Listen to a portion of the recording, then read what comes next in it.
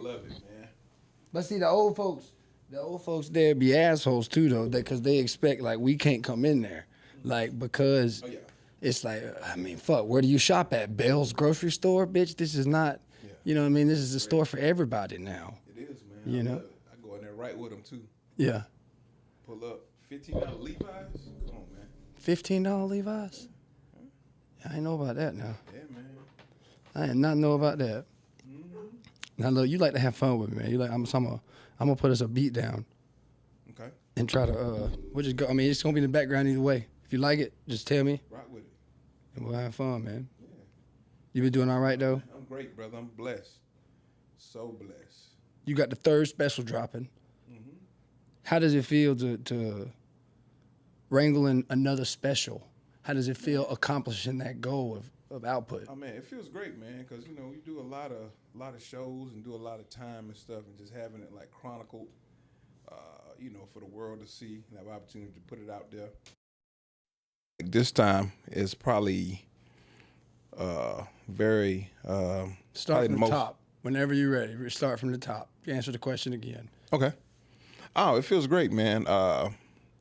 It's just, you know, you work a lot, you do a lot of shows, and just chronicling all that, all the time and all the success and all the things that you've done, and trying to put them into one particular thing was a little bit tough, but it's organic, man. I just let it flow.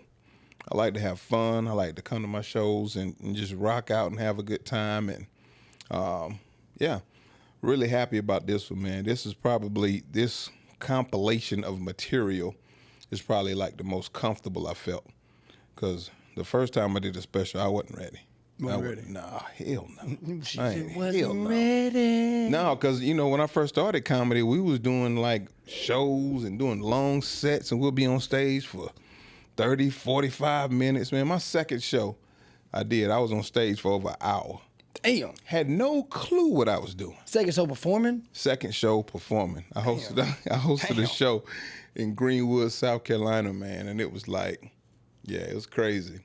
But then when you look back at the video, and once you learn how to do it and what, you know, where your pockets are and stuff, and you look back at those videos, like, man, I don't know what I was doing. I was up there repeating stuff, doing all kind of faux pas, and everything was wrong. Yeah. But I thought I was killing it. It felt like I was killing it because I was on stage that long, but I was not killing it. I was killing myself. Just because they listening don't mean it's funny. That is it, yeah. Yeah. But then, you know, once you see how to manipulate the funny, then you can be like, this is what I should have did. Yeah. But comedy, like we just talked about, you always learn in comedy, though. Yeah. Now, what does it mean to you at this stage in your career, though, doing this third one, Taking My Flowers? What does it mean to you getting this particular special, though? It's still about getting to the next level. I still want to be a full-time comedian. I want to be a full-time entertainer. Yeah. So this is another step in that direction. And then I just want to show more people what I can do. I mean, people in Augusta know it. Okay, people in Aiken, people here and there in different pockets know it. But I want the world to know it. I want the entire Southeast to know it. I want the entire East Coast to know it. I want the entire Midwest. Yeah. All the way to the West Coast, the entire country. We can spread it out over the world. You know what I mean? Yeah, I'm going to clap it up for you. Yeah, for sure. I'm up. Nope, I pressed two buttons. Oh, man. Wah. That's it. I got fat fingers, Saseddrick. They carpal tunneled up from work. I don't know. I got that grandma grip going on. No, not the grandma grip. Yeah, man. Sometimes I hold that sucker and I get locked on. Oh, yeah. Yeah, you need to go see Maylene. She needs Look, to you do something think I'm with playing? Watch. All right, watch. Yeah, that's scary. That is scary. It ain't nothing that serious. Yeah, man, your shit through Dylan. Nah.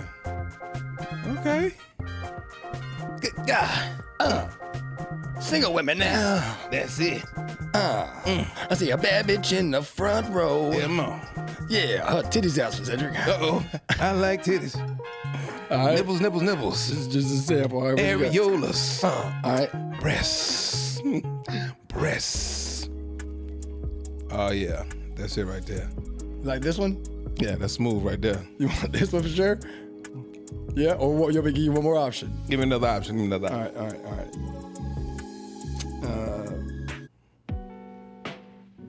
I like that too, though. That's smooth, man. Now look, I might not be able to recreate either That's one of these. that's like one of them things you done, when you talking about your day.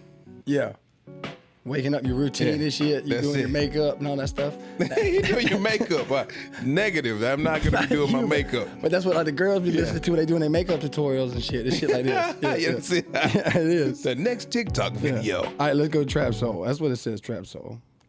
So I can make it. So I just kind of figure it out as we go. There you go. But don't start no music. God, I hate the ads. Oh, man. They get you every time. Yeah, man. You pay for what, though? You paying $5 a month for me to just do the same thing for free? I'm all right. I'm all right. Yeah, I got patience. I'll sit through all those ads. All right. As long as you don't touch my bank account.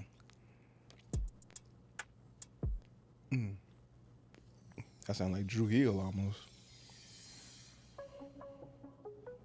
Okay.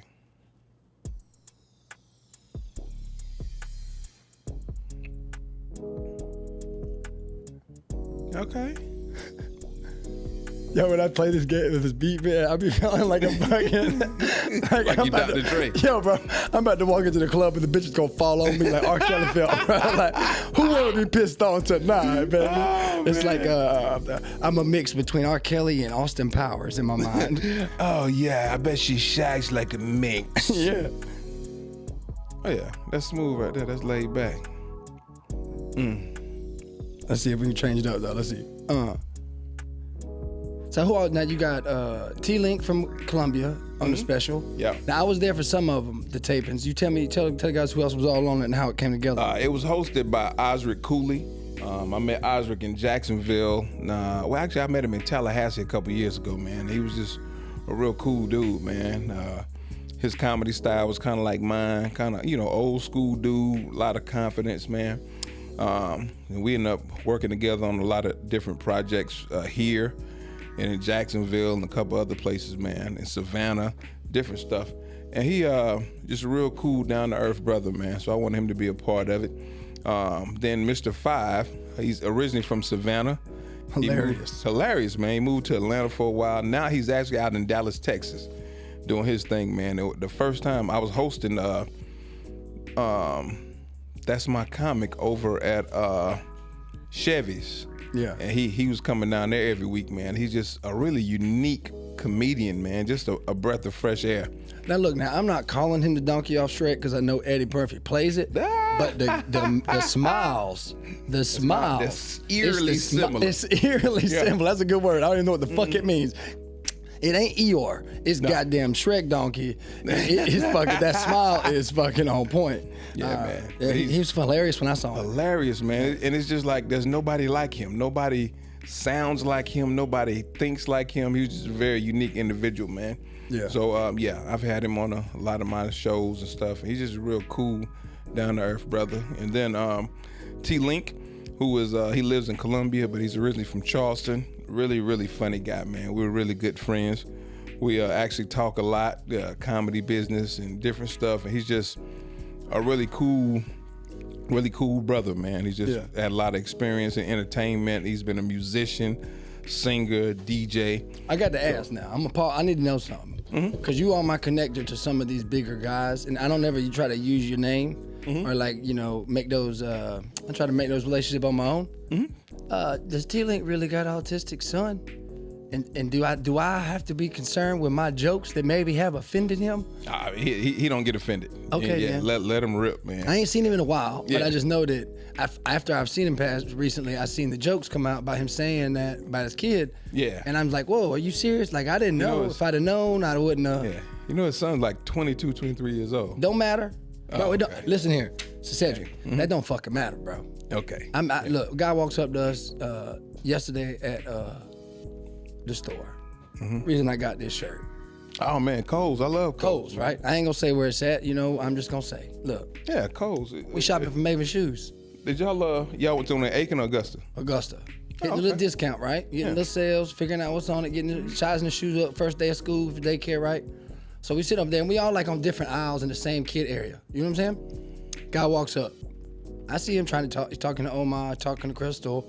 I'm like talking with Carolina. I noticed the dude, right? Now it's like, all right, now we talking. Now I start noticing him like, look over at my old lady butt, And I was like, what? You know what I'm saying? Right in front of you. Yeah, but then he would do this right here. Oh.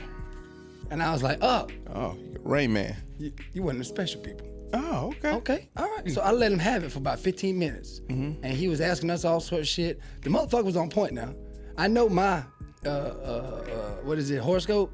But this motherfucker was, and he was telling my daughter, he was telling us all this like information from our birthdays. And oh man, he was a great dude to talk to for 15 minutes. I mean, he was doing that a lot, but he was all there, man. He was like 35, our age. Going kayaking. So he was like the water boy, kind of. No, he did that a lot. Remember Yeah. when the giant was on there, and he was like, hey, how old are you, kid? I'm 36. No, he wasn't like that. Okay. No, he wasn't stuttering or nothing. He seemed conscious. No, you'll be surprised, man. A lot of those people are really, really sharp. Yeah, he was. And they normally have like a gift. You remember like Rain Man when they dropped the jelly beans and he told how many it was? Who is Rain Man? It's an old school movie with Dustin Hoffman. I don't even know who he was that autistic. Is. I'm autistic. Oh, I don't know. No, my brother is though. Okay, all right. I don't be joking about it. I see, man. I got the retarded, the stupid. You know, I can't spell. So he got the clinical. Yeah, he got the label. Yeah, but it's a lot of autistic people normally have a distinct gift. A lot of them are musically inclined. A lot of them are very good at like math and numbers. Yeah. Yeah, so it's a lot of, it's just, they just happen to be trapped inside their own body in some aspects. Well, the cool thing was, at first I didn't know what he'd come up for. Like what was reasoning, like conversation sparker or whatnot. You knew what it was? Well, I saw that looking at the ass quite a bit. Every time he would talk to her, she would like look at the baby, he would go, yeah, checking you out. I'm checking you out. Right, that's what he do, but he did lick. His tongue come out and he grabbed the hat. I like what I see. I don't know if I could say his name, but I shouldn't. I ain't gonna say his name. But shout out to you, bud.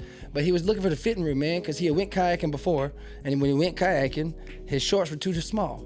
So now he's looking for the fitting room, trying to try out shorts. That yeast infection probably hurt. Bro, you have him having shorts too tight. Conversation gonna have him either way, because he didn't go to no fitting room. He left. When we got to the checkout, bro, we done 15 minutes. We finally separate. He's at the checkout. He stops from the checkout and comes and tells us goodbye. Won't stop my Facebook, this, that, and the third. Wants to still conversate. Yeah. He wanted engagement. You said the word come. That's it. Yeah. That's what happened. That's what he wanted. So as soon as he did, I'm done.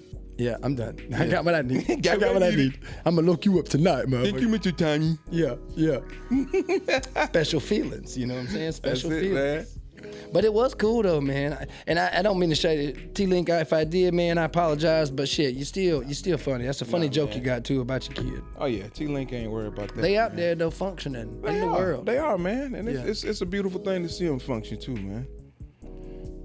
Cause I like to see special people do their thing, man. Yeah, I can't help but say I'm special. I got it all around me in family genes. That's good, man. At least you can identify it now, man. Yeah. Yeah. Go ahead and be great, Tommy. I am great. It's all right, man. I'm a great man. That's it, man. You made it. I ain't make it yet. I ain't made it nowhere in life. Nah, man, you got to think about it like this. You're your own success story. Think about where you started. Oh, yeah. Think about the darkest and worst times. Yeah. And where you're at now. Well, that's what me and a couple of episodes in the past I've started being grateful for. Yeah. This is like this right here is a perfect example. That's it, man. I couldn't imagine the opportunities I'm getting from this and just the network and the people I'm meeting and conversations I'm getting to have. Shine. It puts me on shine, so I'm trying to find ways to still give return. Like we're gonna play some games, try to have fun again. I'm gonna try to. We're gonna do some stuff, man. But I try to. It's all a path we all gotta walk. But come on now, you older than me. Being grateful is something that you should appreciate every day. And I think you have to acknowledge it, man. I was listening to Tony Robbins, and that's one of the 7 things he said we should say every day. That was the second thing he said. That's that big chin dude, right? Yeah. He says the first thing you should say every morning you wake up, I will be happy. Yeah. The second thing is, I am grateful for what I have. Yeah. And you recite those things to yourself every day, and there's 5 other ones too. And I just started doing it last week, and it's made my day so much calmer, so much better. Training the brain. That's it. And we spend so much time not doing it, or we spend so much time training the brain with bullshit. Yeah. When we finally get something that act, the mind is very powerful. I underestimated it, but it's very, very powerful, man. If you could really speak things into existence, and if you believe those things, you can make those things happen. Yeah. Nothing's impossible. Yeah, ain't nothing really you can't reach. Yeah, now I ain't saying you gonna take off and fly. Now that's some bullshit. That's not gonna happen. You tried? Yeah. How'd that work out for you? Well, 4 rides back from ASFAB, I was trying to make it to the Air Force. Yeah. I ain't make it. I wish you would have made it, man. That's a good living. Yeah, that's what they say. I got some friends who retired from the Air Force. My pop did. Oh, yeah? Yeah, my pop did. We can't talk about that. Well, he, I don't know. They talking bullshit right now with stuff that he worked at SRS after, and you know what I'm saying. And he don't ever tell us no stories like that. He'll tell us more fucked up shit they did than he will tell us what they actually did. Yeah. But he 80, so I don't know what. Your dad is 80? My pops, my grandpa. Your okay. That's my pops. Oh, okay. I forgot. Yeah, I'm sorry. Yeah. I didn't mean to mention that other guy. Yeah. I'm sorry. Well, he ain't got no. Yeah. I don't know. I'm named after his son. I mean, his daddy. Mm-hmm. The ironic thing is, he got killed. Your father's father. Mm-hmm. He got killed in an 18-wheeler. Oh, wow. On train tracks before I was born. And the same name as me. Mm-hmm. Like I'm a second. I ain't a junior or nothing. I'm a second. Ain't nobody. I ain't never met the man. Nothing. I work for the railroad. Mm-hmm. That's a little ironic, bro.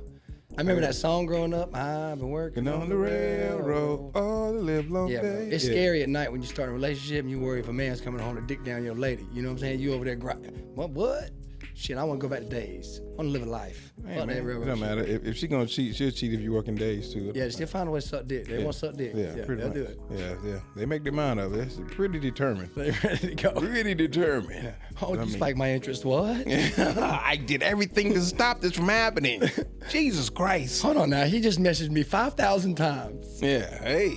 What about all your 2,200 in between? That's funny. All right.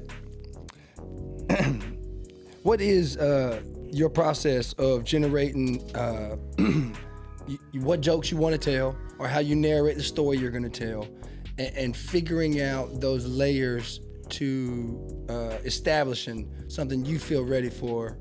Okay. Yeah, everybody has a different way of writing jokes. Some people, you're gonna meet plenty of comedians that's got like notebooks with all kind of stuff written on every page and all this stuff, man. I'm not one of those people. I can't sit down and just write a joke all the way out, man. I have to act it out in front of the people to see how the reaction I get. Mm-hmm. I touch on bullet points, and I know the things I want to get across, or the points, the segues. I know I want to come from this point to this point to that point and end on this point.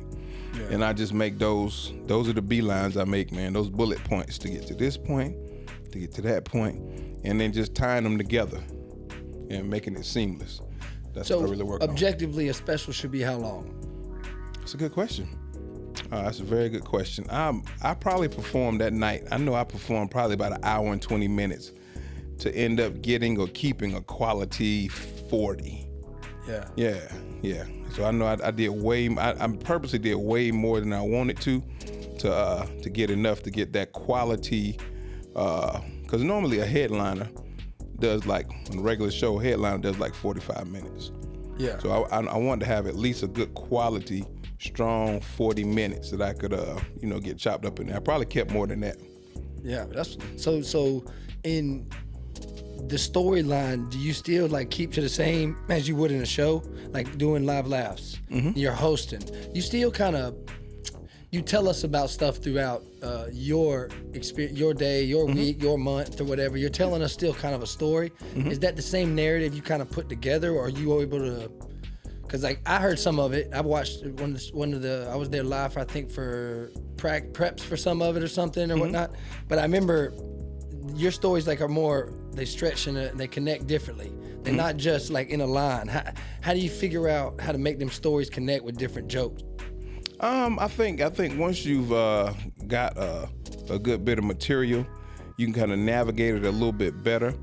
You want to go from stuff that's not far off, so you may want to talk about, because I may tell a joke. For instance, the other night I was telling a joke about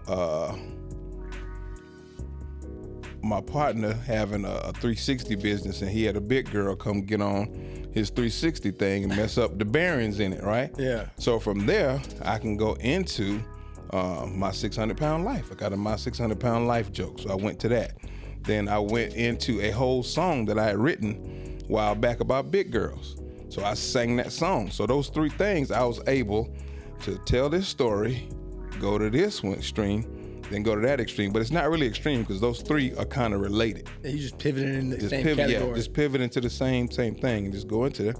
And then you can just completely stop, reset, and then start with something totally different. Then you can find some light things about that you can take, and not be too far off. Because it's like if you go and somebody talks about something from one extreme to something the other extreme, if it's not put together well, you be like, wow, this guy's all over the place. Yeah. But when when the stuff is kind of related and you can ease from one topic to another one, and that's how I like to do it. Yeah. Now, what is one of your favorite jokes out of the special? If you don't, I mean, you already saying we're releasing it October 11th at the party. I'm watching it. So I'm assuming you got a date pick for releasing. Is it on TV release too that night? Or we're gonna watch it live there on October 11th. We're getting it put on as many streaming services as we can. It's gonna be exclusive. The first people that are gonna get it is Diamond Flicks, my man Sean Williams. He's gonna be setting up and sponsoring the party too. So he'll have it first, and then we'll put it on all the other platforms that we get it on after that, and be on YouTube and everything, man. Yeah, that's what's up, man. Yeah. Shout out to you again for real. Man, thank you, man. I appreciate it, man. So yeah, October the 11th is the date, man. That's a big day. Yeah, I got my boy EJ Nonstop gonna be hosting it. Matter of fact, we're all gonna be at the Augusta Wine Festival. man. Shout out to Yeah. Bridget Lynch, man. Yeah, shout out to her. For putting us on, man. Cheers to you, my man. Yeah. So I'm gonna be hosting it, man. Tommy Archer's gonna be performing. Yep. Ian Hayes. Yeah, Ian Hayes, Desiree's son, also EJ EJ Nonstop. Nonstop, and Trey Sounds, the band. She's also gonna have a dope DJ in the building. So we're not gonna be in a building. We'll be outside, but it's gonna be a real dope event, man. And it's for AIDS awareness, which is something that we forgot about.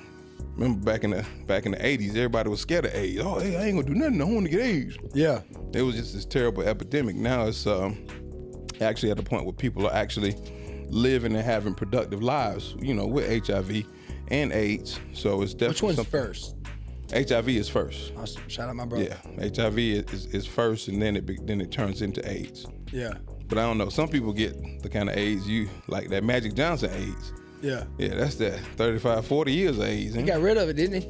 I don't know. I don't know. I don't He's know. still alive, ain't he? He's doing very well. Hey, man. Clap it up for him. Hey, man, for real. That's my favorite athlete of all time. He is definitely the movie of Moses Jones. Oh, man, look here. But he is the Benjamin Button of epidemics. Ain't it? All right. What do you think one of your hardest battles between the first special and getting to the third one? Finding that difference in between. I mean, I think just learning, molding yourself as an artist. I think so many times, like you and I talk about a lot, man, we get in our own way. We get in our own head and we start second guessing stuff based on other factors. And I think just having the confidence to go out and tell a joke and not worry about, and just know it's gonna hit. When you're a younger comedian, you tell a joke, and then if you don't get that reaction that you're looking for, then it kind of affects your psyche. It affects the rest of the show. You have to pipe down. You start second guessing yourself and not moving with confidence that we need to move, especially comedians. Yeah. Because we up there by ourselves. Yeah, it ain't like, when a singer coming up, they got the band behind them, they miss a couple notes. Nobody notices because the band's still playing. Yeah. You know what I mean? But when you a comedian, if you miss something, or even if you feel like you missed something, or it don't hit the way you think it did, it can really affect your confidence, man. I think we have to be confident creatures to operate like we need to. For newer comedians, when do you feel like is a fair, like for me, I feel like my confidence has grown, but looking back, if I judge where I started from, like I definitely don't have the same nerves. Yeah. I have the same nerves in the sense of, can I perform the joke well again? More than I do, I got to get on stage and say this joke. What do you think is a good technique to push people out of those funks?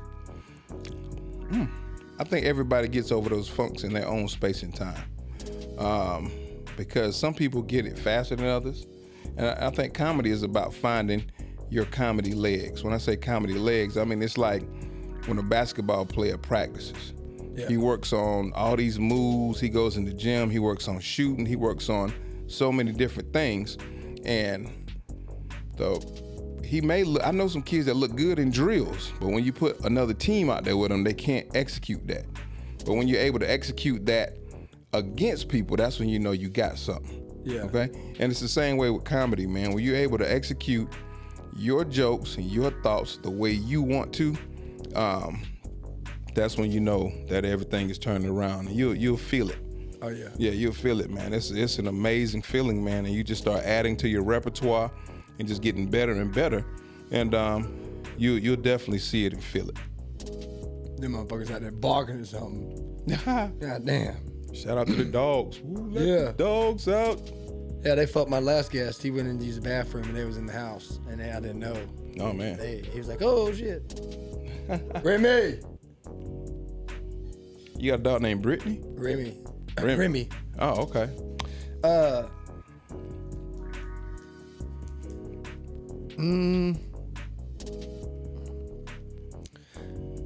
What would you say to younger comics about having struggles on stage early on, aka bombing?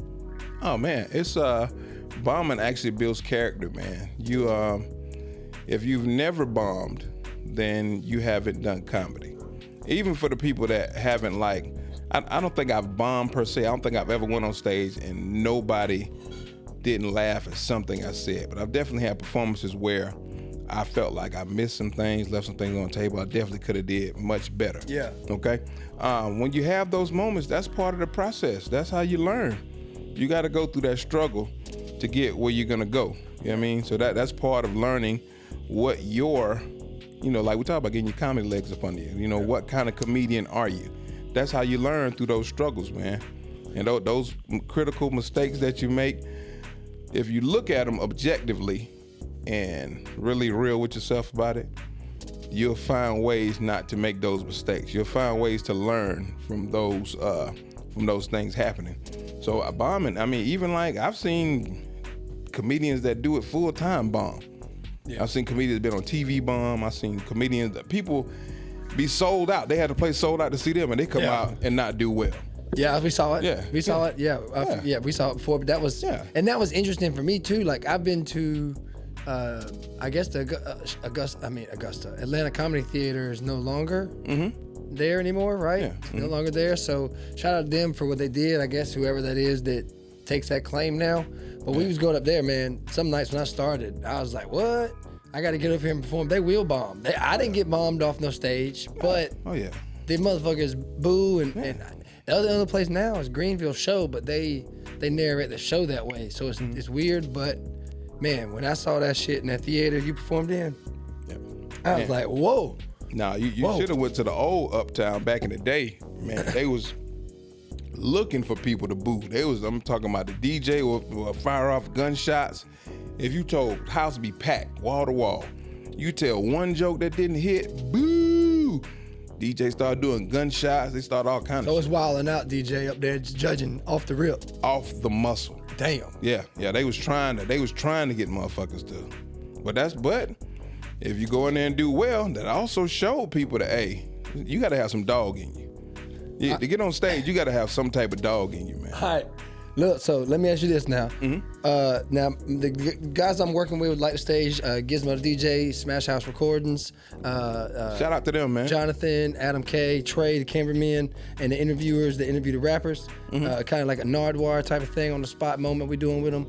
But nonetheless, they want me to be comical with them if they're bad, right? Yeah. The only bad thing is, or the good thing in their favor right now is, I'm getting more comfortable, and they ain't had nobody really make a fool of themselves on stage yet. I still be making jokes with motherfuckers when they get off, but I ain't been able to don't get me wrong, if I don't like it, I don't like it. But if it's got the crowd going, if it's entertaining, if it's not my music, I have to accept it's not my music. I ain't gonna bash you for that, right? Nah, man, you gotta find something to bash in there. If they want you to bash, it could be a light bashing. You can pick out something about it that's funny. So yeah, because it's some terrible lines in rap songs now. But see, that's the thing though, is like, it's hard for me to hear it. Doing so much hosting, doing so much doing all the roles, or not the roles I'm doing, but in the night, like how I feel like I'm responsible for my role. Yeah, I can't focus on the rap song that much. Shit, I barely can smoke a cigarette now.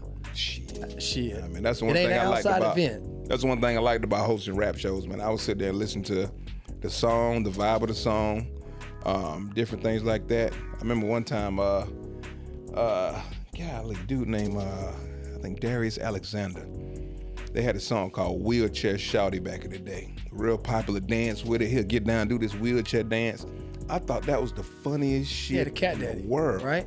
It looks like that, but I'm talking about he actually like got down low with it, man. It was crazy. I was like, what? I mean, the first time I saw that, I was laughing my ass off. What? Oh, I'm doing it. Oh man, Bro. Man. You come Friday.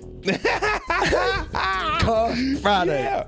But it was a real popular song around here, man, for a minute, man. You laughing, bro. There's a lady who's gonna rap in a wheelchair. I'm doing it Friday. I have been plotting my demise comically. That's it. Look, they talked about, jamming moment stage. Yeah. Small. Is it rude to ask her if we need to lift her up on stage? Ooh, I don't know. Hey man, call her two-step shouty, because that's a little. Y'all gonna be on the side stage, or y'all gonna be on the one in the front? The one in the main with jamming moments in the back. The main one. That main one. That's small. That's tight. You can't turn much. Shit, yeah, but that's about 4 steps, man. 4 to 6 steps for. Yeah, but then she might fall off. It's not that far. It's probably from not even in the table. Yeah, hey, you gotta check the insurance too, man. And now we got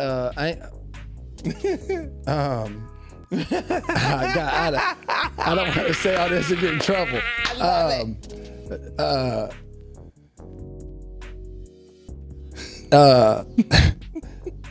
Coming, that rap, he's gonna start our show off, right? And on his Instagram, he be wearing masks. This will come out after, so I can say this. Like masks, like a Nacho Libre mask.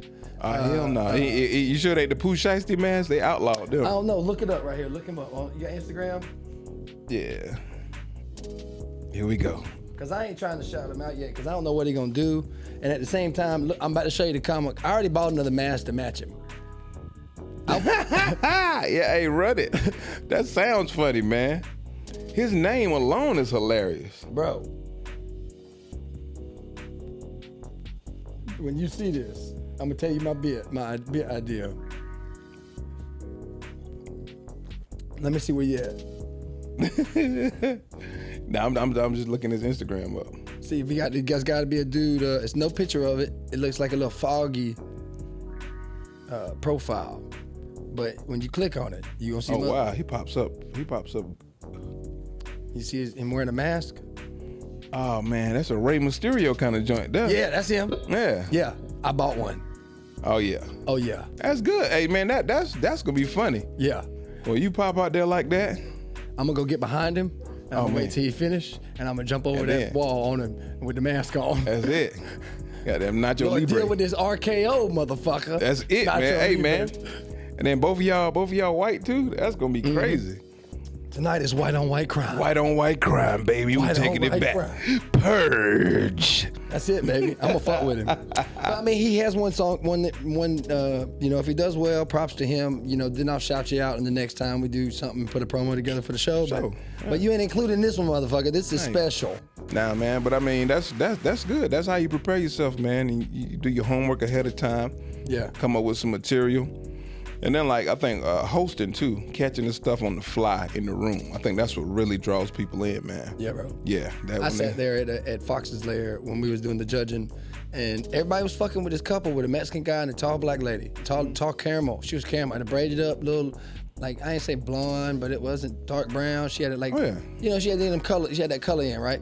And she had this looked like a quilt stitched together kind of dress, all colorful blues, bright colors and whatnot. But she was tall compared to him. And that motherfucker had no neck. That bitch looked like a 2x4 set from underneath each ear. Yeah. Damn. And nobody touched on his neck. And I got up there and ran to town on that motherfucker. So it looked like two hams on top of each other. You remember that? What? No, nobody remembers the movie. You remember Little Monsters? Where they come out from under the bed and got the little white boy? and took him down to their lair, and there was this evil dude. Nah, see, it's a white people show. Yeah, that's a white people. But if you have show. seen it, definitely the not. evil guy, he looks like him with no shoulders. Definitely. Yeah. Only monsters I knew was Godzilla and them, man. I ain't know no monsters like that. Yeah. Nah. Yeah, I don't know about you. You remember black and white Godzilla, Chinese Godzilla. I do, man. I was a huge Godzilla fan. When they had the dude in the suit and he'd be coming through knocking down the buildings and shit. You done seen that one for real? Yeah. Yeah? Yeah, I used to watch all those, man. Yeah, I used to watch a lot of black and white movies back in the day. What do you feel about Godzilla since you're a fan like that? What do you feel about his evolution storyline to where we are now? I feel like they went too far away from the basic shit. I feel all the superheroes and monster movies, I feel they go far away from the basic shit. The basic shit is you come in, you have a monster that can blow fire, he can swim, and he can tear up shit. Let him tear up shit. It's too much of a storyline now. We're gonna see what's going on. Godzilla has feelings. Oh my God, and he's gonna come in with King Kong. No, they just tear up shit. Yeah. That's what they do. Right. King Kong had on a cast in the movie. What kind of shit is that? You old enough to know Escape from L.A.? Yeah. Yeah, you remember they had Escape from New York? Yeah. You could do the same thing with Godzilla. Godzilla take over Atlanta. That's it, Godzilla man. take That's over what they Los gotta do. Angeles. That's it, man. They need to go back to just tearing up shit, man. I watch like superhero movies. There's too much stories and plots and themes. You have great, fantastic people. Let them blow up shit and fight. I like action, but I think I love the action, shit man. we got now is over action. Yeah, but the storyline is too much, man. Yeah. Man, Fantastic Four was probably the worst movie I've seen in years. Oh, you saw it? I Yeah. ain't seen it yet. Please, man, listen, don't waste your time. I ain't seen Superman yet. Superman was tolerable. It should have been better. I watched some on TikTok with little clips, and I'm not happy. Yeah, man, I wasn't happy either, man. Now, the best thing about Superman was that goddamn dog. That dog was fire. Oh, was it? Oh, yeah, that dog was hell. Damn. Oh, that dog was the shit. That dog made the fucking movie. Okay, then Yeah. I was. That's one thing I was skeptical about. Yeah. Yeah, definitely, man. But I mean, Superman was tolerable. You can see they was setting up some other movies and stuff that they're gonna do after that. But I just don't like to see. I hate watching movies now where I be rooting for the bad guys. Like Transformers, I'm like, God damn, the Decepticons are way cooler than the Autobots. They get to be that way, though. Why is Optimus Prime getting his ass kicked so fucking much? Now, you think they're gonna? What's the movie you would think back in the day they would do that would be worth it? That they can't change. They can't fuck up. It's a good question, man. I hope they do a good He-Man movie because I was a big He-Man fan. Yeah. He-Man and Thundercats. I would love to see them do a great He-Man and Thundercat movie because I was a huge fan of those back in the day. I was scared of Pumpkinhead. I don't know if you know what Pumpkin. A lot of people don't know what Pumpkinhead is. That witch, and then they used to fuck with me at my window like Pumpkinhead's fingers and shit and whatnot. Yeah. But one of my favorite movies was in like, all right, bitch, if I can handle this, I can handle whatever. Was Spawn. Yeah. I want to see Spawn, but They I don't want them to fuck it up. I thought they did the first one was pretty decent. I felt like they should have came back with another. I thought they was going to. Jamie Foxx is what I heard a few years ago, but then AI has been apparently telling us a lot of bullshit. But I don't know. I hope so. Yeah, because I think when Michael Jai White was in the first Spawn. Yeah. That's the guy who does that Street Fighter shit. All the movies. Yeah. Oh, he's badass. He was the dark Jean-Claude Van Damme. Yeah, for real. No, he whoop ass for real. That motherfucker wasn't no joke, man. Yeah, man. You ever seen Blood and Bone? Mm-hmm. Oh my God. Yo, Jackie. It started off for me was VHS tapes. I would steal the Jackie Chan movies and Jet Li movies. Yeah. But Jackie Chan had movies that wasn't in English, and I would sit there just try to read the subtitles. I couldn't read no ways. I can't do that. But I'd sit there and watch him do all this kung fu shit, and then I got one that was in English and I stole it. Cause it was action, man. The action kept you watching it. I just watched him work out sometimes. Imagine if they would have put a long storyline in there, made his ass fall in love, made him have feelings and do them. You would have been lost in the motherfucker. About one fight and one master. Yeah. Yeah. Just like the Bruce Lee movies back in the day, man. They walk into the goddamn dojo, it's like 36 motherfuckers in Bruce Lee. Yeah. And he whoop all of them. And you know what's crazy? You remember the one? Yeah. That was probably the introduction to multiverse. Yeah. That was, I don't know nothing before then like that. That was crazy. Yeah, that shit was wild, man. I mean, he did all that shit back then, man. So it's like some people are just ahead of their time. Yeah. He was definitely ahead of his time, man. Them kung fu and fight movies wasn't no joke back in the day. No, they wasn't, man. They wasn't. But my thing was this is what I always wondered about these fight movies. If I'm standing there and I'm one of 36 motherfuckers and I see Bruce Lee beating up some people right here, what am I doing in the meantime? Are the other 32 motherfuckers, are they out there stretching, getting ready? Waiting to try to find something. Just Waiting to try to. No, let's rush this motherfucker. Let's What do we do? something. What do we do? What do we do, guys? Yeah, what do we do? something. What do we do? Damn, he didn't work. But you know, Damn. they're Asian though. They're looking at their probability rate. No, it was some other races in there too, Oh. man. There was some other people on there. Oh. So I mean, yeah, I just And the one? Or what movie you talking about? all of them in general. Oh, not in the one Jackie Chan movies I was watching. Oh no, because Bruce Lee used to fight against black people, man. He's one dude with an afro. He used to fight all the time in the Bruce Lee movies. Kareem Abdul-Jabbar was in a Bruce Lee movie before. Yeah, I've seen that. Yeah, Yeah, I've seen it's that. wild, man. Yeah. What was it? Dragon Fist. One of the movies. That was Bruce Lee. Yeah. And then you had that wild one that came out in the early 2000s, where that girl and the other Asian dude took off, and they was like running through the goddamn bamboo and shit. Remember that? Yeah, was that Crouching Tiger, Hidden Dragon? Maybe. Yeah. Maybe. I That can't shit was remember. wild. the name. Now they had some serious ass special effects on there. That's some wild shit, man. Yeah. That's some wild shit. Now look, what keeps you hungry with multiplying your jokes, or or multiplying, or feeling like you doubled on, or you accomplished that next stage or next special? What keeps you hungry? What keeps me hungry is I just love comedy, man. I love looking out in the audience and knowing that people are laughing, providing people with that type of enjoyment, man. It's the simplest sin in the world to just sit there and laugh. It is just so beautiful. It takes you so far away from everything else. You know what I mean? You ain't got worried about them problems you got. You ain't worried about nothing. Just people get together, enjoy themselves, and laugh, man. And then like I have an opportunity to one day being able to do what I love. Yeah. Not having to clock in at a job. Job is tedious. When you hit that clock, it's tedious as fuck. It's not what you want to do or where you want to be at, but to be doing something that I love and that's so natural to me. And that's really what keeps me doing it, man. You do it for the love first, and everything else will be added to you. They just keep coming. Keep coming, man. Yeah, the blessings keep coming. Then like when you take it different places and you see that your talent works in different places, different environments, and people appreciate it. That's like the highest drug for me. Now let me ask you a question. You're a little older. I don't know if this plays a role, question your age, or just because you also have a good bit of years of experience in the game. But does legacy play a role in your future? Are you looking to continue to set legacy type of conversations around, at least around Augusta, the area, the Southeast? Yeah. Is that a goal? It definitely is, man. Because once we're not gonna be here forever. Once we're gone, you do want to think about what are people gonna say about you. You know, people gonna be. You know, you see certain people. When Kobe Bryant died, the entire world was sad. You still wearing purple today, motherfucker. I know you don't wish. stop. I'm diehard Laker fan. Hey, That's I always. know. So that's what I'm saying. You So give it's him just love every day, Yeah, motherfucker. man. Yeah. So He got it's like, plenty. Yeah, but I'm saying though, but when you think about somebody once they leave here, and you think about what they accomplished and what they meant, and you look back at their works and the stuff that lives on past them, interviews, videos, if they wrote books and stuff like that, I definitely think about legacy, man. Because you want to, you wonder like, what will people say about you? You know, what would be your last chapter? What are they gonna say? Man, Sed's not here no more. What are we gonna say? I want them to be able to remember the times we had. I want them to remember the things I said, my perspective on things. So I think about legacy a lot. And I got sons, so I definitely think about legacy. Yeah, shout out to them too, man. Oh, yeah.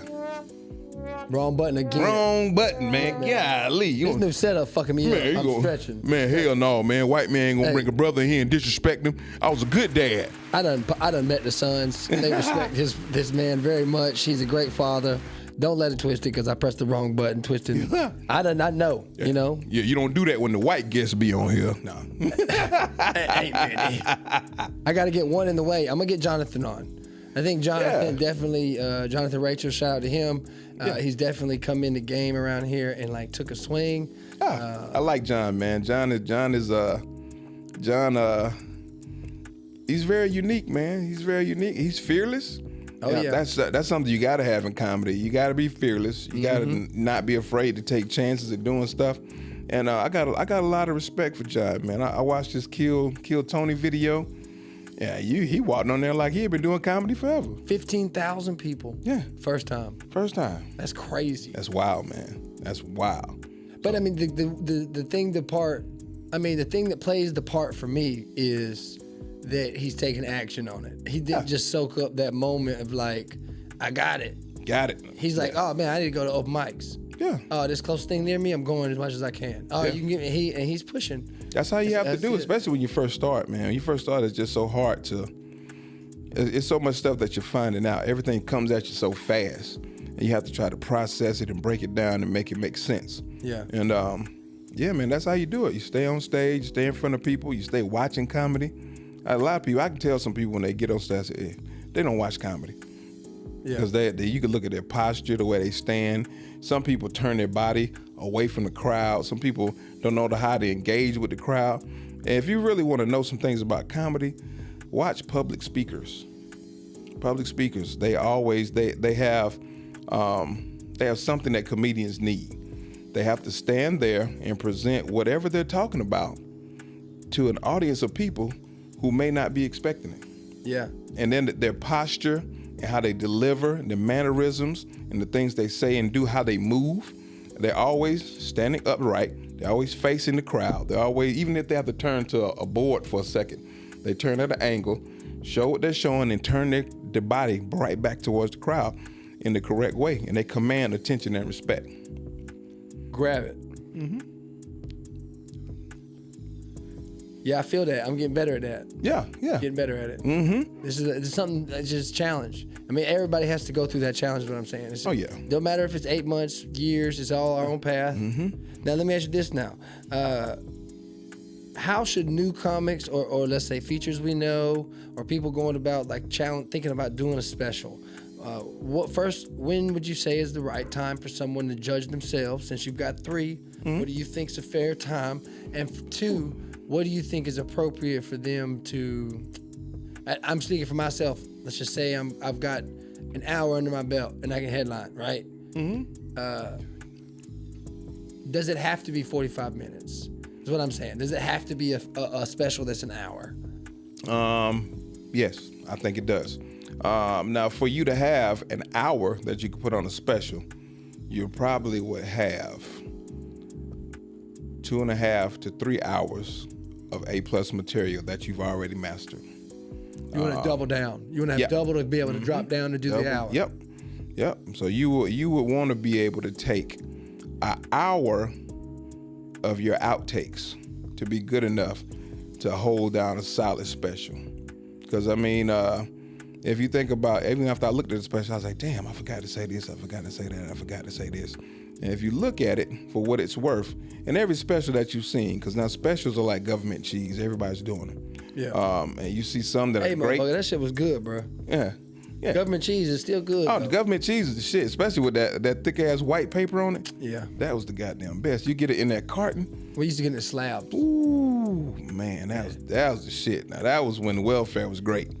Welfare was wonderful then, man. That motherfucker took the whole drawer. Yeah. You fuck around and get some of that, boy. You know there's some good mac and cheese coming out of there. Oh, yes. Mac Every and cheese, meal. some good sandwiches. Sorry, I didn't mean to cut you off though, but yeah. No, man, I couldn't help comment. Hell yeah. I used to cut it. When my mom used to get it, I used to cut it. The damn cheese was thicker than the bologna. I was like, man, Yeah, bro. great. Hey, look, to this day, Saseddrick, I do not believe I have had a better grilled cheese than I have with the government cheese, grilled cheese. Come on, man. You can't, man. You You can't beat that, man, can't because it's beat it. unfiltered, man. It's It's just so pure, thick, bro. unadulterated.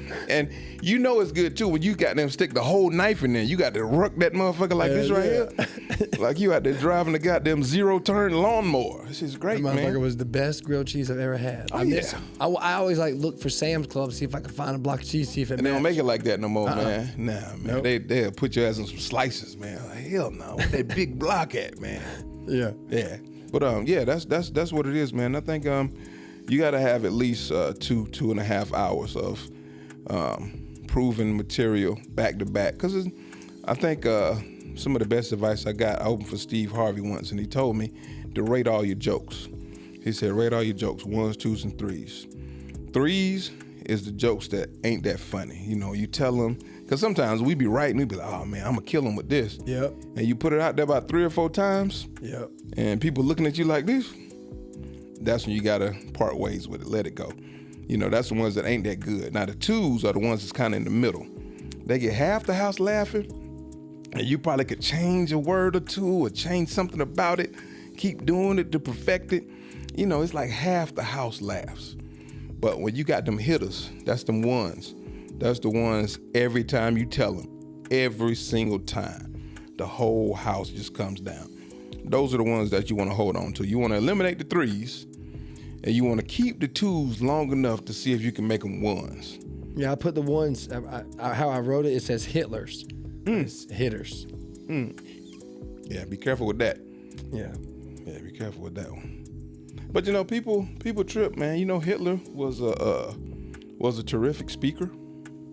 I knew something about that. I remember one of them motherfuckers back then like got books and wrote philosophy or something like that. Yeah, he was a terrific speaker, man. He could really move crowds. Now, he was a maniacal motherfucker, but he could actually move crowds to get people to do what he wanted them to do. He was a revolutionary speaker. He was also on a lot of drugs. Yeah, of course. A lot of drugs. A lot of them, man. They say cocaine and methamphetamines. Oh, that's it, man. Hey, that's where the party started. Yo, man. Where the party at? Hitler's on the way where the cocaine at. Yeah. Swastikas raising hands where your propers at. I mean, when people think, you know, we think about the monstrous and all the terrible stuff that he did, man. But it's like everything happens for a reason. He got to where he got to because he was charismatic and he knew how to get people to do what he wanted to do. Yeah. So, you know, he ended up being one of the greatest dictators and most violent people of all times. But when you think about it, it was a method to the madness. Yeah, he definitely had control. Yeah, hella control. Definitely had control. Hey, man, go kill all the Jews. Okay, Hitler, that sounds like a great idea. No, I can't believe I went to, did we go to Charleston? Something like that. We went to the museum or whatever. We was in Washington, D.C.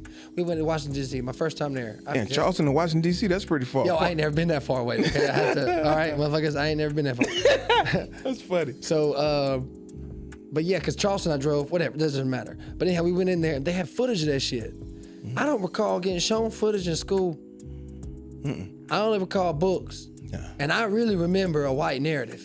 Yeah. I remember that narrative of like just one culture narrative. Like we knew what other countries like their demographic was and like what their political stances were and where they were geographically. Yeah. But when it was about history, it was a lot of white folk shit. Yeah. Black people, we already knew that. You just found it out. Yeah, we knew that. Well, I realized. I'm older now and wiser. That's how you look at it. Older and wiser. Yeah. But that shit is wild, though. It is, man. They remove a lot of history and especially in this country, the things that we're taught has been very doctored and filtered from the truth. Very filtered. Yes. Yes, filtered. Yes. Yeah. It's amazing. I love to hear white people say it now. Now you know how we felt. I was in a conversation with some friends, and I made a statement that it's crazy to me that you're a black guy, and I have more concern of the white people around us than you. And just in the sense of judging, we were judging like, you think they racist? And it's like, to me, I have like a scale of like, I think everybody deep down can like kind of be stereotypical, whether it's me and jokes, and like we can touch that racist line. But with being it, I think you could be unconsciously racist. You can be. Nobody checks you. I think you can be. I think you don't. You got nobody's checked that opinion, right? Definitely. But then there are people that will intentionally come up and talk to you, expect some. In their mind, you may not know what's going on, but there's some white folks that will still talk to black folks to get them to do the work, or to get them to go, have some objective, and they just being nice for that certain moment for that reason. Yeah. And they turn their face and they act different. He was like, "What? Yeah. Really?" I was like, "Bro, where the fuck you been, bro? Yeah. You 45, 46 years old. You really gonna tell me?" And then another black man stepped in, not necessarily defending me, but his was a little stronger. He said, "How much you think percent-wise?" He said, 98. I said, "God damn now, I don't know about you really." I said, "There's got to be another white guy around other than me that you're talking about, bitch. Yeah. You can trust me and some others, right?" He was like, "Yeah, I can, but it's not the same. You got to look at it all in the same regard." And I think that he has just been his own way, the older guy, but but I don't think. But you got to think about what he's seen over the years too. He's a social dude, though. I don't think he looks at it. It's a lot of progress has been made as far as with black people and their advancement. And I don't want sour on the episode here. But you gotta look at it too. Some of these other people in the era that they were raised in, they didn't see that. They don't see the opportunity and the growth that's going on now. They remember what happened 30, 40 years ago when things really wasn't right, and that's how they came up. All right, now look, Saseddrick, Yeah. I get that statement. But if I tell you, if we playing Guess Who, he's from Harlem. He's from Harlem. diesel truck, or jacked up, whichever you prefer the image. Got a Trump flag hanging out the back. All right? Tattoos of, what is it, that snake motherfucking thing? Don't tread on me or whatever. All the signs. You know there's rebel flags at the house. Oh, yeah. You know that motherfucker is showing you too many signs of a certain mentality. Yeah. That's got to trigger some sort of, I can't trust him fully. Oh, yeah. Yeah, you definitely, You know what I'm saying? It didn't trigger for him. That's baffling to me. Oh, wow. A lot of trust. That's a lot of it. Because as soon as I see it, I ain't, and I ain't, trust me, I'm not afraid of anybody or nothing like that. But, Room full of white folks? From time to time, I do get concerned. I just now started getting comfortable with the Fox's lair. And I've been doing that for almost 3 years, probably more or less. I love Fox's Lair, man. But I mean, that's no dig. I just don't like getting around a lot of white folks. I really don't. I mean, don't get me wrong. I do. Yeah. It like the comedians I've met, but when I'm like around regular white people, I feel like I have to entertain or I got to do something or like it's not the place for me. I got to. Or you get them stuck up white folks like Dolly Parton or not her. Don't say skinny Dolly bitch, Parton. Paris Hilton and shit. They all be picky and everything. But don't be too loud. My dog's listening. Yeah. All that bullshit. Yeah. I like to be loud, man. I like to cut up and have fun. Fuck Dolly that. Parton, man. Don't do Dolly like that, man. Yo, Ian told me we was doing a trivia shit on the street. Ian fucked me up with that. He was saying Dolly Parton apparently wrote a song for Whitney Houston. No, Whitney Houston remade the Dolly Parton song. Oh yeah, that's it. Yeah, I will always love you. I believe that was a Dolly Parton song originally. I didn't know it was. Yeah, I didn't know that, and the DJ didn't know that neither. It was crazy, man. It was wild. That's what fucked me up. There's a lot of songs that are remakes that you don't know because you heard the version that we've heard our time is so popular we don't even know it. Yeah, they be remaking a lot. Rod Wave got caught. Yeah, a lot of people been getting caught. Yeah. You're supposed to ask for permission to use it now, but a lot of great remakes. What's a mistake you see upcoming comedians or comedians you see around town that not like throw anybody under the bus or like pinpoint nothing serious, but something we could easily fix? Something as simple we should be working on and fixing. Easily fix. I think the first thing is if you didn't write it, if you didn't create it, don't say it. If you didn't write it or create it, don't say it. That cuts out a large part of because now people are a lot of people accusing different people of stealing jokes, and it goes down to all levels. And I think at some point in your comedy career, you've either stolen a joke or you've remixed a joke. Once you learn that that's not what you're supposed to do, because when you first start, you don't know what to talk about. What the fuck am I going to talk about? I jumped on stage, man. I had no clue what I was supposed to talk about. So I saw other comedians, and then I saw other comedians remixing. I was like, dang, I can't take nothing. Well, what's the difference? Remixing and premises. Because we can stay on the same premise. Yeah, we can stay on the same premise, but what's that different? Our thought process is going to be different. You may have Donald Trump jokes. I have Donald Trump jokes. Your Donald Trump joke should come from wherever you want it to go. My Donald Trump joke is going to go wherever I want it to go. So we're talking about the same premise, and we could talk about, Donald Trump and Putin got together the other day. I'm thinking about what kind of toilet paper he uses while he shits. Exactly. Yeah. I'm thinking about, damn, I wonder if goddamn Putin knows how shicey Trump is. Everybody thinks Putin's the real danger. I'm thinking Trump's the real danger. Yeah. We could talk about the same stuff, but it should go in a different direction. And the creative spin is my jokes are just my take on things that we see every day. Yeah. Your jokes are takes on what you see every day. It's a different twist in it. Now when people do, and it's been so many, Cat Williams put a lot of people on blast about joke stealing and doing different stuff. And even on the local level, it goes down. All right. When I first started, I was a remixer. I used to remix, and then my homeboy Tyler Craig, I did a set one night, and he was like, and Tyler would tell you stuff in like a fatherly way, not to make you feel bad, but to let you know he got the point.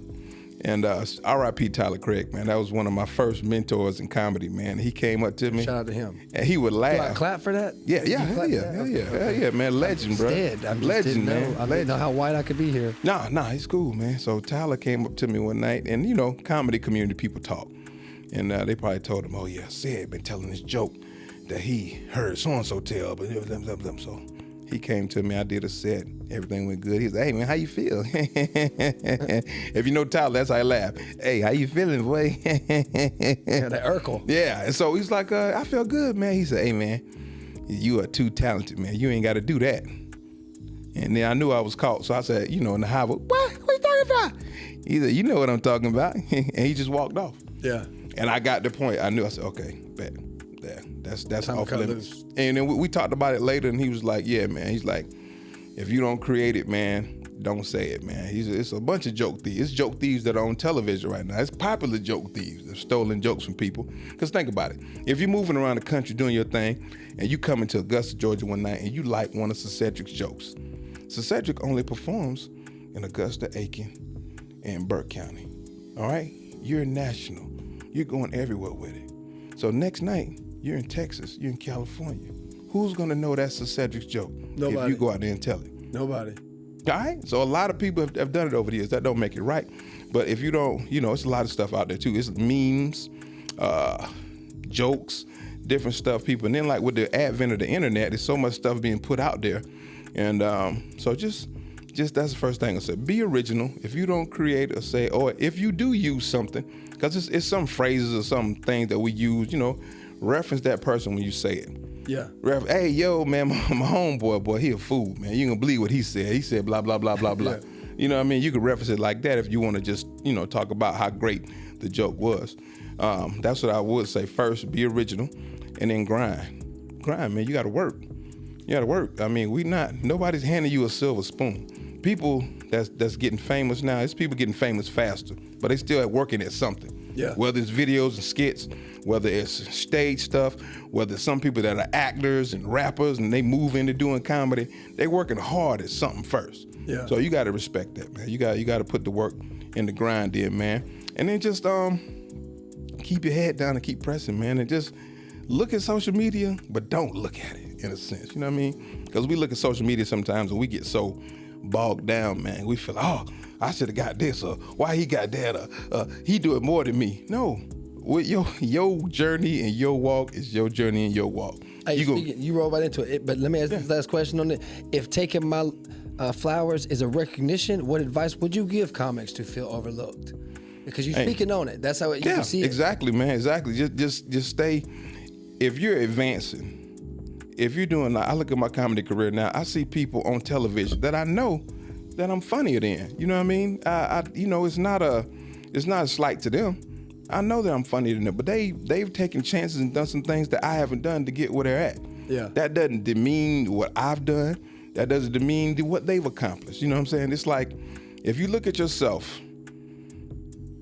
last year, 2 years, 5 years ago, are you progressing? Are you doing better than you were then? Yeah. If you're doing better than you were then, you're making progress. Yeah. Your walk is your walk, man. And just be happy, man. Just like be grateful. Yeah, Be grateful that because that was a time in Augusta, Georgia, I felt like I was the only person doing comedy. Wasn't no regular comedy shows. We had to go to Atlanta, Charlotte, other places, man, to try to get on stage and just to get stage time. Yeah. It's just to go to open mics. Yeah. Now it's mics around town. It's mics in different places. It's paid gigs. It's opportunities.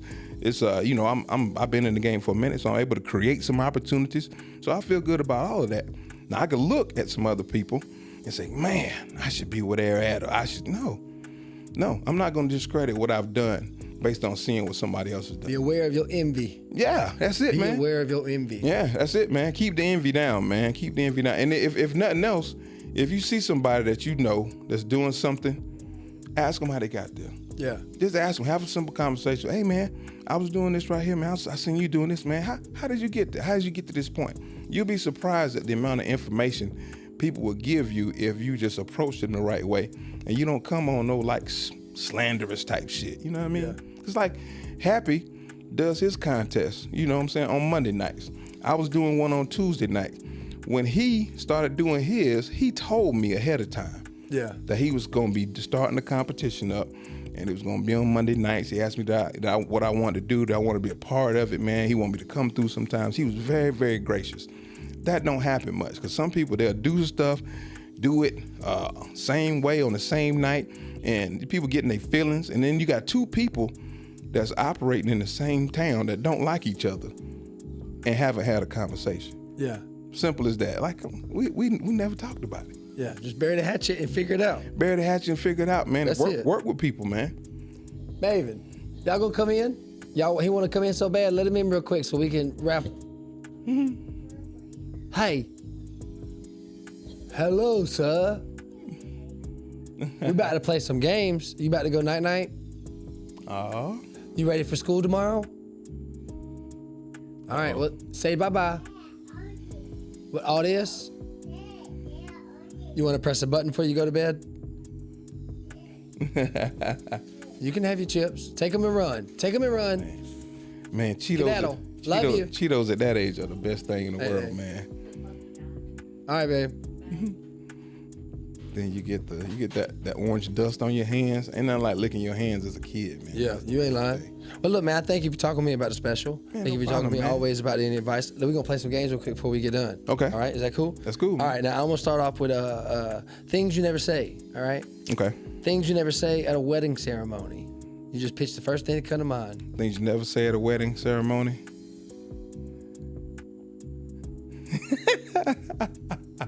Did you know that you married a neighborhood hoe, sir? From high school?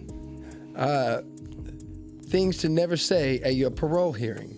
At your parole hearing? Yeah. I mean, shit, I smoked a little bit of weed, man, but it wasn't like that much weed, you know what I mean? Look, she told me it was Tylenol. I just took the Adderall. Oh, that's it right there. Or the Barry Bonds. I thought it was just vitamins. The glove didn't fit, so. All right, things you should never say at the first date. At the first date? Okay, things you never say. Well, I don't know. Things have changed so much now. I think you can say this on the first date. Shit, are we fucking or what? But I think people go with that now. She might say, yeah, that's what I want to do too. I think I'm supposed to tell you my brother's on the registry. Oh, damn. Nah, that's a good one. All right, things you never to say at a hospital waiting room. A hospital waiting room? Yeah. Shit, I sure hope you make it. Golly. I don't got one for that. I was going to do something. Never mind. All right, things you should never say at the DMV line. At the DMV line. Shit, hey man, pour me another drink right quick. Hey, look, you got some air for this tire? I can't take my test without it. My odometer don't work. We need blinkers for this. Man, my old lady knocked the mirror off the day when I came in late, man. I ain't got no rear view. Things you should never say at a drive-thru. Wow, that's a good one. Things you never say at a drive-thru. You got me on that one, man. Cause things you should never say at a drive-thru. Hey, man, I hope y'all motherfucker get my order right this time, man. Shit. Hey, Stacy working. I told her to be off by 12. Oh, that's it right there. I'd be the angry white dude trying to get his woman back out. Watch these damn kids now. Either that or you know somebody to drive through. Yeah. Hey, Rhonda there. Rhonda, hey, throw something extra in the bag, man.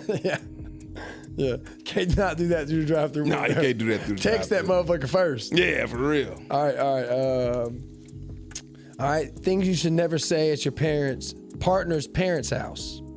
Partner's parents' house. Shit, we just came by here for a minute, man. We ain't going to the movies. We going to the hotel. We seen the movie already. We watched it on TV. All right, things you should never say at a comedy club front row. Ooh, comedy club front row. Wow, that's a lot of things that you shouldn't say at a comedy show on the front row. Oh man, that shit wasn't funny. That's the one I hate the most, man. Next. Oh man, what we came in here for? What's the percent of them being drunk? Huh? What's the percent of them being drunk? 212%. All right, what's the things you should never say at the barbershop? Things you never say at the barbershop. The barbershop, that's a different one there, man. I don't get to go, so I'm okay. clued in. I'm different. I'm out the ball. barber. Things you never said. Oh, at I the got one barbershop. though. Oh, hey, Rick, don't mess him up like you did that other dude earlier today, man. Make sure you get this cut right, man. You be messing him up, Rick. Rick, I promise I can jump. I promise I can jump. I'll start a whole fucking war, won't it? That's it, man. Hey. All right, finish this line. At the family reunion, the first thing Uncle Larry said was, Where my motherfucking money at? I knew aliens weren't friendly when they offered me. See, that's a white folk shit there. Brothers, we don't know no aliens. We hell nah. You know the aliens said again now? I knew aliens were not friendly when they offered me. Yeah, I don't know about that one because we don't really fuck with aliens. White folks' answer would be That's a probe. white folks, yeah. Probe. Be a dildo. That's the only thing I can think of. That's where gay people come from is aliens. Oh, wow. The That's theory funny, of them man. with the probes. Yeah. Growing up, that's what I always thought it was gay people. I always thought that was what gay people were. That is funny, I man. thought my dad was a queer for the longest time. Then I realized apparently there are real aliens, like theories of aliens. Oh, yeah. And then I realized that Mexicans apparently they get called aliens. I didn't. I'm behind them. That's funny there. That's a good joke there. Yeah, aliens. I got one that's rough. I keep saying it wrong, and I did it to Short Neck. I fucked with it at Fox's there last week. But I said, you sound like a Mexican pit bull breed. I said, you look Mexican, but my wife calls me the same thing. Instead of calling me, I don't say wet. I said she called me brownback because I'm out in the sun, right? Yeah, that's a rough one there. And then she tells me I'm turtleback because I'm slow. So when I say it with emphasis, it's hit 3 times. Yeah, but see that one, anytime you go... It's just how, first time I did it. And then it's trying to be, it's racist.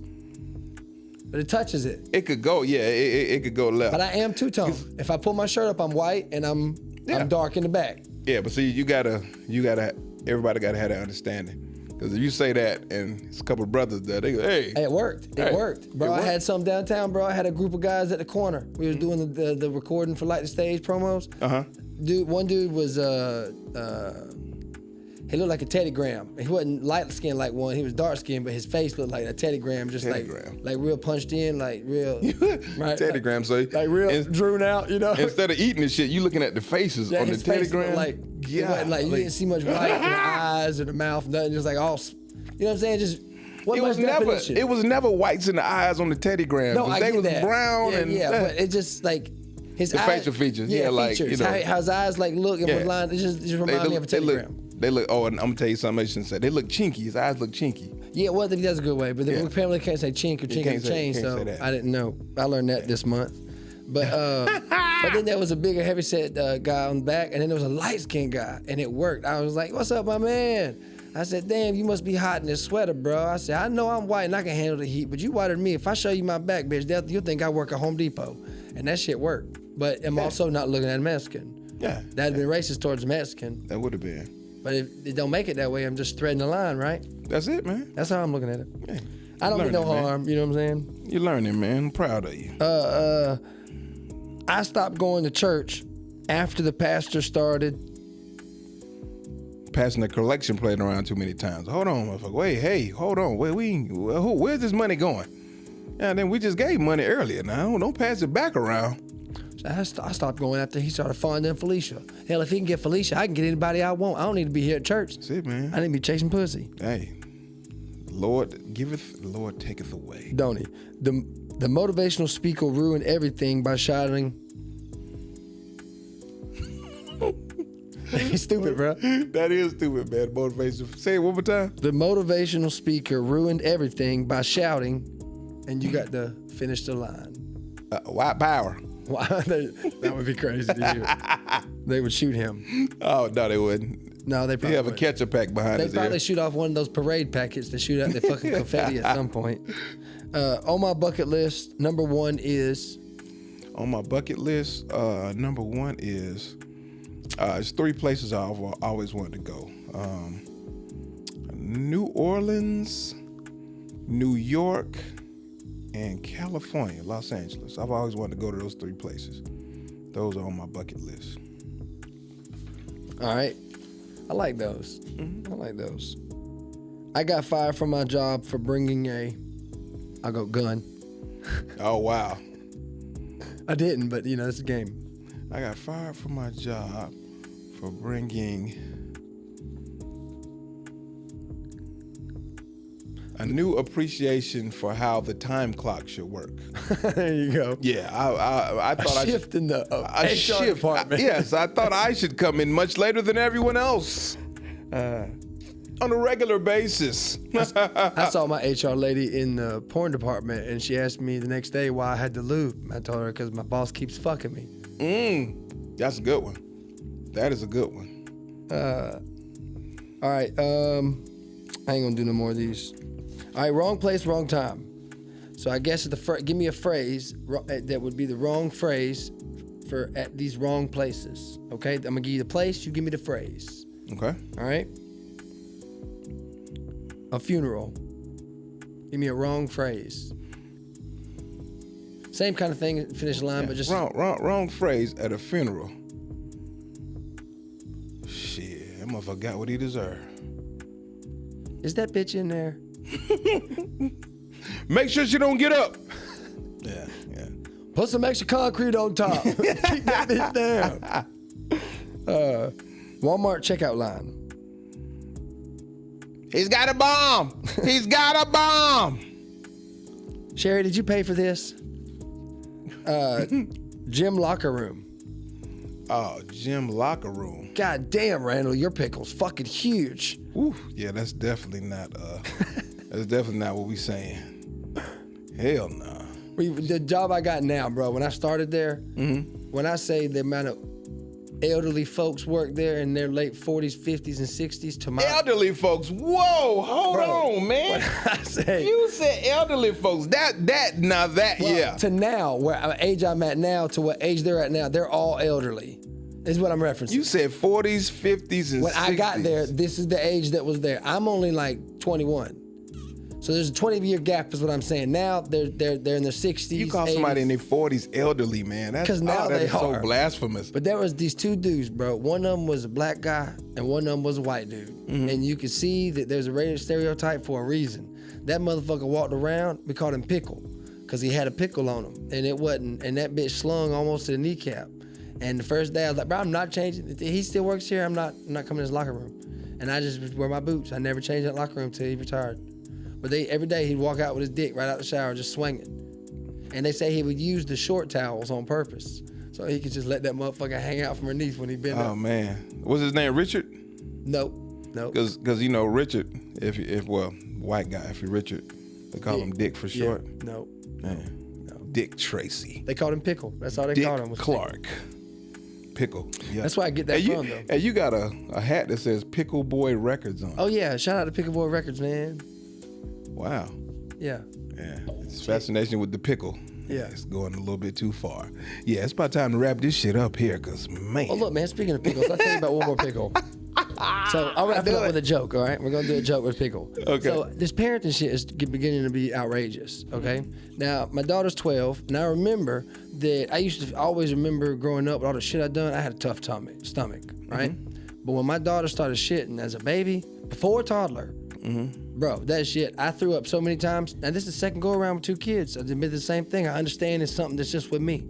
But with my daughter, the moment she could walk, I ran her ass out the back door and I put her hands on the wall like back in segregation days, and I washed the browns from the white. You know what I'm saying? Oh, wow. You hosed her down? Yeah, hell yeah, I did. Damn. It's to me, it's a joke now, but I couldn't do it, bro. Now, fast forward, I got a little man now. Now it's a little bit easier. He got a little pickle to hold with me. You know what I'm saying? And I grew up pissing outside. So after we go outside, we hold the pickles together. He holds his, I hold mine. You know what I'm saying? Show him what to do. Yeah, right? That's what's up. So the other day he saw yellow. So he starts getting investigated, bro. And he put his head, he looked down like he was Ace Ventura, talking through his ass, right? Wow. Got to hold a snake eye to eye. That motherfucker is staring him down. And instead of a red dot, he gonna get a P dot if he keep fucking around. You know, that's how I feel, right? right? At this point, like I'm really concerned because he done it multiple times since. I'm gonna call him Lil Kelly. That's what I want to call him. That's it. But his little ass. Remember that the game at the fair where you hold the gun and you put the fucking triggers down, and you anticipate Shoot that the water before it turn on, right? That's what that motherfucker doing upside down. Motherfucker look up looking like the Red Hulk, boy, just holding his dick and just holding red faces, motherfucker. Trying not to catch piss on his head, just to learn how to potty train. Oh wow, bro, I'm about to have one pass out on concrete. Yeah, and I got the other one getting washed off on concrete. Oh man, he gonna be shitting on the run. Yeah, golly, he's done that. That's heavy, man. He's done that. That's heavy. That joke worked though. It didn't work for you, but it worked the other night. Yeah, I acted it out. Okay, and then I'll act out with it, and it worked. I mean, it's cool because I see a lot of white comics, white male comics, they got dick jokes, man. Now black female comics got a lot of dick jokes, but I don't mind telling them. I just think that when they come like this, bro, I'm trying to narrate it into what I've been telling, my jokes I've been telling. How can I make jokes that are relative to me building a story? Yeah. How can I wrap it back up? Because that's where I'm at now. I feel like I get great momentum, I get good momentum, and then I got to follow through. Yeah. And I got to find that finisher's punch. I got to knock that motherfucker out the park. Yeah. But you're doing it with material that's personal to you. Yeah. So it's two things you don't have to worry about with that. Nobody can steal it, for one thing, and nobody can say you stole it. Yeah, absolutely. Because you created it. Because some of the far out shit you say, I would never. That wouldn't fit if I came on stage talking like you. Yeah. You know what I mean? Because I can't talk like you because that's not my truth. That's one reason why I don't get discouraged as much as other comedians. Yeah. I don't think I have that. Like, even if I feel like I'm in a slump bombing and not performing well, I still feel like my brain is working enough. Yeah. And it works the way it works. It makes it. Oh, yeah. I had an opportunity. Shout out to Daryl Hawthorne, man. Daryl Hawthorne is a really, really great guy. He's always been a good guy. Growing up, we used to coach basketball against each other. He had actually owned a club, Club Premier, on Damascus Road. And that's on Damascus Road. He owned that, and it ended up becoming Level 9 and some other stuff later. I think he's a pastor now. But he actually how to turn roles. Yeah, he turned, but he's still a great guy, man. Shout out to him and his wife. They have a church. What did my pastor say? Well, shit, I used to run a club. Man, it'd be a lot of people. You know, it's a lot of people that went to the Lord. Yeah, I got a couple pastor friends, man, who used to live their life and do different stuff, man.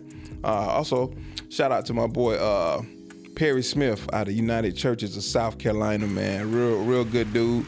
It's funny because I did a show with him. He owned a club called Milestone back in the day. Him and his brother, and we did I hosted a show for them back in the day, man. And he had some strippers that was real popular on the internet that came, and I hosted the show for them, and they was doing all kind of shit in there, man. It was crazy.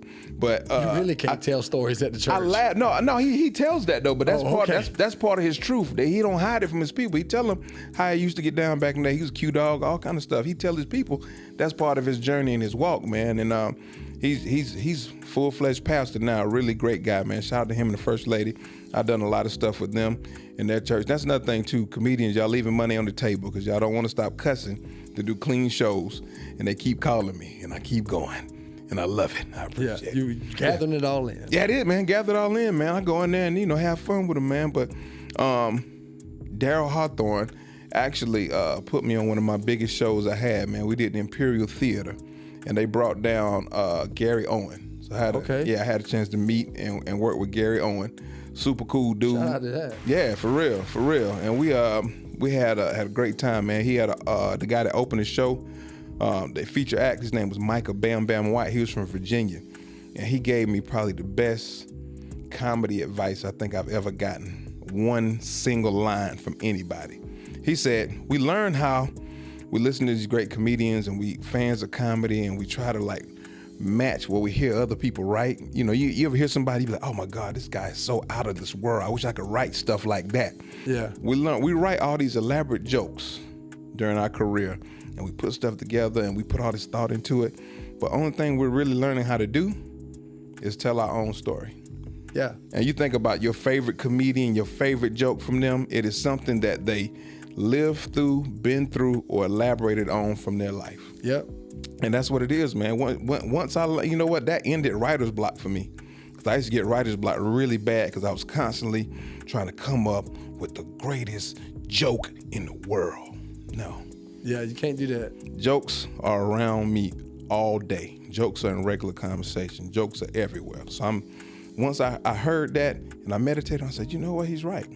Yeah. He's right, because your best jokes or your best stories are stuff that you actually been around or lived through or seen. Yeah. So that's yeah, man. That turned a lot of stuff around for me. I have not had writer's block since. Hey, well, you've definitely been leading the way for us. Man, we appreciate you for real, man. Thank you, brother. I appreciate you, man. Thank you for coming on, man. I'm going to give you your flowers while you're here, man. I appreciate it, man. Taking My Flowers is here and available. We're going to do a release date, October 11th. It's going to be Icons. Icons. Yeah. Mm-hmm. It was Diamond. It's going to be on Diamond Flicks, man. Diamond Flicks. Shout out to Sean Williams. Yeah, shout out to him. in Augusta, Georgia. And like you were saying, jokes all around, man. Monday nights, the Fox's Lair. Just Joust Comedy Calamity starts. Doors open at 7. We start off at 8. That's at the Fox's Lair. Thursday night, it is at Ready Player One. Doors open up when we get there at 7, and we're gonna jam out. They're gonna be ready before 7. Oh, yeah. But the shit starts at 7. Okay, that's the Jest Fest. Okay, Jest Fest. and then you got Thank God It's Funny Fridays at Miami Vibes. That's every first Friday, hosted by EJ Rogers. The doors open, I think, at 8 o'clock. I think the show starts at 8, if I ain't mistaken. One of them. Check the flyer. Get one of them. That's at 730 Broad Street, Miami Vibes. Every first Friday, every second Saturday, you got Live Laughs hosted by none other than your own. You got Lawrence. Yeah, I got Skip G. Lawson coming in from Columbia, South Carolina. Y'all know him. He used to host at the Comedy House. The mayor, Skip, will be in the building. Yeah. And we also got one of my best friends in the comedy game, man, Lawrence Owens from Landover, Maryland. If you've never seen this guy perform, absolute beast, a technician on stage, man. We're going to have a really good time. Yeah, definitely. Y'all come check them out. $20 advance tickets, $25 at the door. Yep. All right, the doors open up at 8. Show starts at 8. No, doors show open starts up. at 8. Yeah, doors open. They're supposed to open at 7. They open sometime after that. I'll probably be next door smoking a cigar. Yeah, we'll be there though. Definitely, man. Be in the building. Every last Friday each month is Light the Stage. All right, artists come out, go ahead and sign up. Smash House Recordings, Light the Stage show on Instagram. Y'all check most of those, get registered. If you want to be a feature, reach out. If you want to be a vendor, we got vendor spots available as well.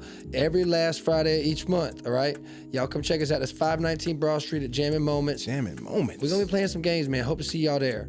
And then now it's every other month. CNB Entertainment. CNB Entertainment. Yep. We'll be back down there October 25th. We're doing our Halloween show. Okay. Lawrence Owens will be down there with us then, man. So we're going to keep it going, man. Hey, man, thank y'all for tuning in for another episode. Thank you, Saseddrick, for coming in and chilling, man. Y'all have a good one. Peace.